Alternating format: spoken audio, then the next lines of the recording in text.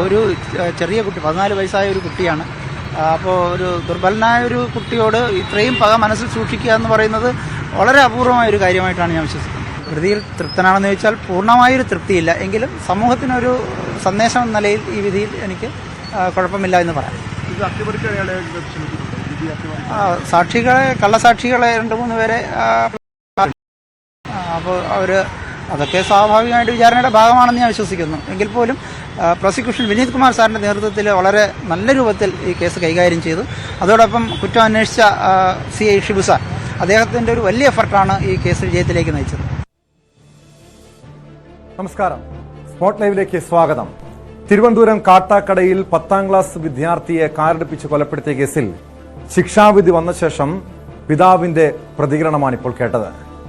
ആദിശേഖർ എന്ന 15-കാരനെ കാറടിപ്പിച്ച് കൊലപ്പെടുത്തിയ കേസിൽ പ്രതി പ്രിയരഞ്ജന് ജീവപര്യന്തം തടവും 10 ലക്ഷം രൂപ പിഴയുമാണ് ശിക്ഷ.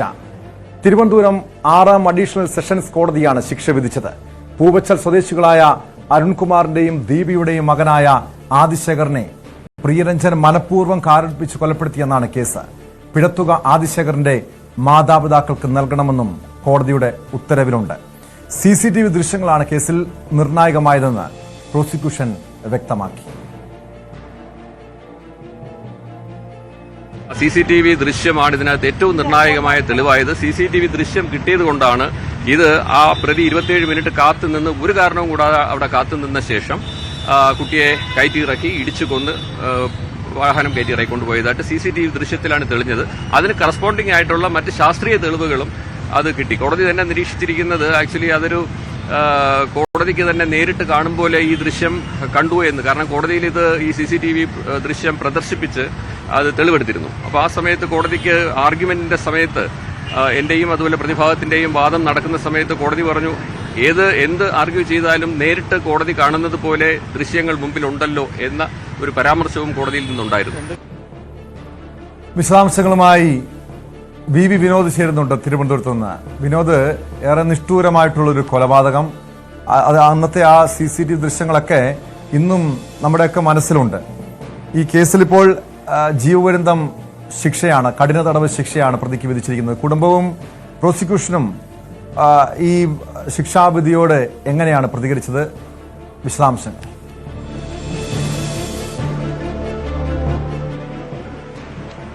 ടോം, 2023 കേസിനാസ്പദമായ സംഭവം നടക്കുന്നത്. ഓഗസ്റ്റ് 30 ഈ കൊലപാതകം നടക്കുന്നത്.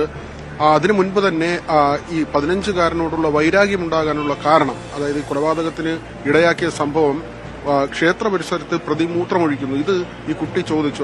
അവർ കളിക്കുന്ന ഗ്രൗണ്ടാണ്. അവർ ഈ പന്തൊക്കെ വെക്കുന്നത് അമ്പലവുമായി ചേർന്നിട്ടുള്ള ഒരു ഓഫീസ് റൂം പോലുള്ള ഒരു കെട്ടിടത്തിലാണ്. ഈ കെട്ടിടത്തിന് സമീപത്താണ് ഇയാൾ മൂത്രമൊഴിക്കുന്നത്. ഇത് കുട്ടി ചോദ്യം ചെയ്തു. എന്തിനാണ് ഇത്രയും മുതിർന്ന ആളല്ലേ, എന്തിനാണ് ഇങ്ങനെ പരസ്യമായി ചെയ്യുന്നതെന്ന ഒരു കാര്യം ഈ 15-കാരൻ ബന്ധു കൂടിയായ പ്രതിയോട് ചോദിക്കുകയാണ്. ഇതിൽ വൈരാഗ്യം ഉണ്ടാവുകയും പിന്നീട് 1 മാസം കഴിയുമ്പോൾ ഈ കുട്ടിയെ ശാരീരികമായി ഉപദ്രവിക്കാനുള്ള ഒരു ശ്രമം നടത്തുകയും ചെയ്യുന്നുണ്ട്. കൈ പിടിച്ച് തിരിക്കുകയാണ്. അപ്പോൾ ഇവരുടെ തന്നെ ബന്ധുവായ ഒരു മുതിർന്ന സ്ത്രീ ആ വഴി കടന്നു വരികയും അവർ ഇത് കാണുകയും ചെയ്തു. അവരെ കണ്ടതുകൊണ്ട് മാത്രം പ്രിയരഞ്ജൻ അന്ന് ഈ കുട്ടിയെ ആക്രമിക്കാനുള്ള ആ ഒരു നീക്കത്തിൽ നിന്ന് മാറി. പിന്നീട് ഈ കേസിന്റെ വിചാരണ നടക്കുന്ന ഘട്ടത്തിൽ ഈ സംഭവവും കുട്ടിയോട് ഇയാൾക്ക് വൈരാഗ്യമുണ്ടായിരുന്നു എന്ന് സമർത്ഥിക്കാൻ പ്രോസിക്യൂഷന് സഹായിച്ചു. അങ്ങനെ ഒരു സാക്ഷി ഉണ്ടായത്, അങ്ങനെ ഒരു സംഭവം നടന്നത്. പിന്നെയും 2 മാസം കഴിയുമ്പോഴാണ് ഈ കൊലപാതകത്തിലേക്ക് എത്തുന്നത്. അത് വളരെ കൃത്യമായിരുന്നു.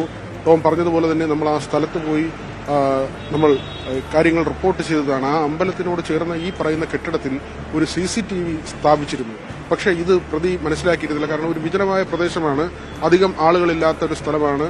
ഒരു വശത്ത് തോടും കാട് കയറിയ സ്ഥലവുമാണ്, മറുവശത്ത് അമ്പലമുണ്ട്. അമ്പലത്തിന്റെ ചുറ്റുവട്ടത്തും മറ്റ് വീടുകളൊന്നും തന്നെ ഇല്ല. കുറച്ച് മാറിയാണ് പിന്നെ വീടുകളുള്ളത്. ഈ ഭാഗത്തൊരു CCTV ഉണ്ടാകുമെന്ന കാര്യം പ്രതിയും ഓർത്തില്ല എന്നത് തന്നെയാണ്. അതുകൊണ്ട് തന്നെയാണ് ഇതൊരു ദൈവത്തിന്റെ ഇടപെടൽ എന്ന് ആ കുട്ടിയുടെ വീട്ടുകാർ പറയുന്നത്. അങ്ങനെ ഒരു ദൃശ്യമുണ്ടായത്. കാരണം ഈ കുട്ടി അപകടത്തിൽപ്പെടുന്നു, പിന്നീട് മരിച്ചു, ആശുപത്രിയിലെത്തിക്കുന്നു, മരണം സംഭവിക്കുന്നു.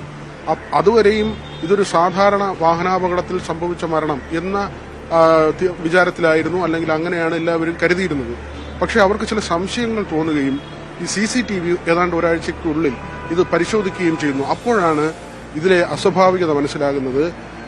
പ്രിയരഞ്ജൻ ഏതാണ്ട് ആ കൊലപാതകം നടക്കുന്നതിനും അരമണിക്കൂർ മുൻപ് തന്നെ അവിടെ വന്ന് കാത്തു നിൽക്കുകയാണ്. ഈ വാഹനത്തിലിരിപ്പുണ്ട്.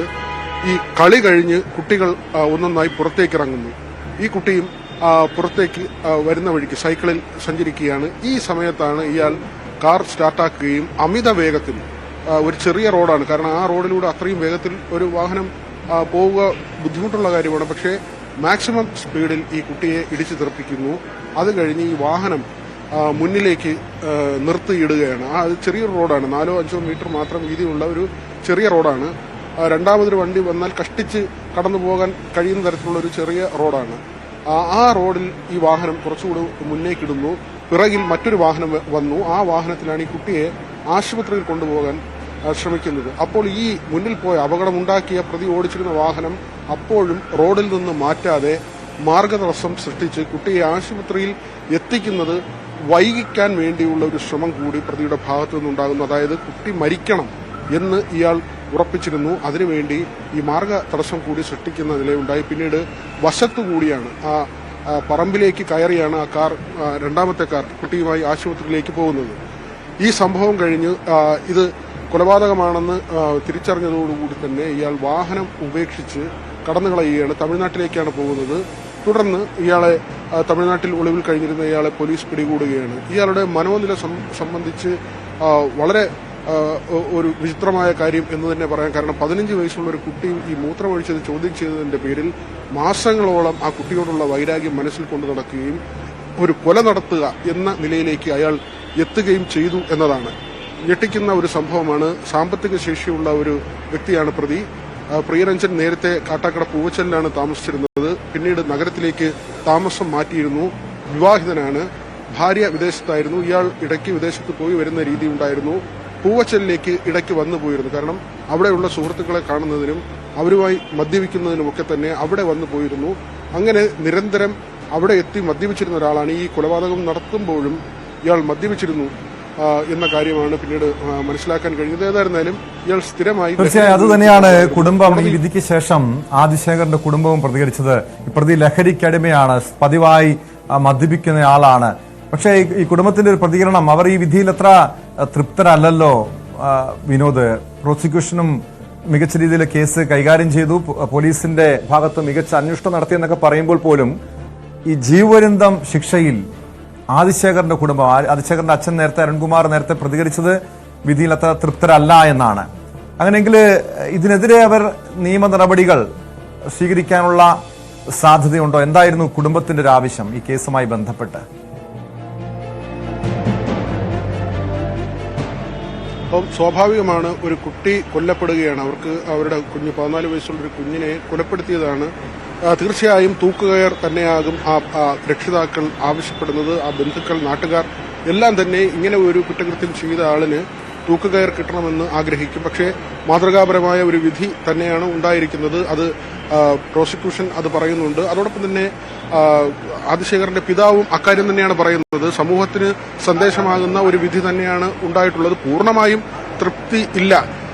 ഒരുപക്ഷെ അവരിനി ഈ വിധിക്ക് മുകളിൽ ഒരു ശിക്ഷ കിട്ടുന്നതിന് വേണ്ടി മേൽക്കോടതിയെ സമീപിക്കാനുള്ള സാധ്യതയുണ്ട്. പക്ഷേ ഇപ്പോൾ അക്കാര്യം അവർ പറയുന്നില്ല. ഏതായിരുന്നാലും മാതൃകാപരമായ ഒരു ശിക്ഷ ലഭിച്ചു എന്ന് തന്നെയാണ് കുട്ടിയുടെ പിതാവും പറയുന്നത്.